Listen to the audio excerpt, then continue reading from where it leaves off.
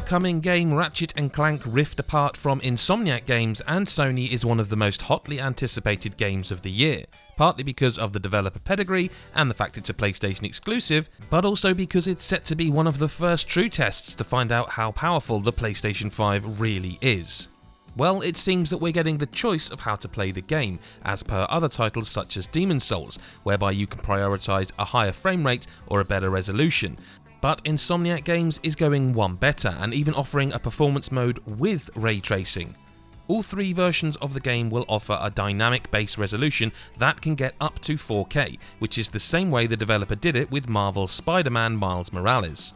Going off that example, the performance mode will likely offer a locked 60 frames per second or near enough, while likely hitting a resolution above 1080p such as 1440p, whereas the performance RT mode will include ray tracing but likely not get as near as 4K as the other modes. In Miles Morales, the performance ray tracing mode reduced some other effects to make it still look superb.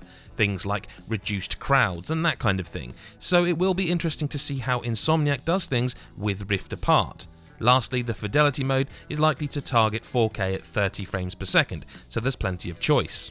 In other news, thanks to the preload functionality of the PS5, we now know the size of Ratchet & Clank Rift Apart as well. So if you buy the game digitally, it's going to take up just over 33GB, which is actually pretty small for a next-gen game, and apparently took further cues from Marvel's Spider-Man Remastered, using similar compression techniques and the SSD, and this has been confirmed by the community director at Insomniac Games, James Stevenson. Ratchet & Clank Rift Apart launches on June 11, exclusively for PlayStation 5, and for more on that game and every other game, head to nme.com.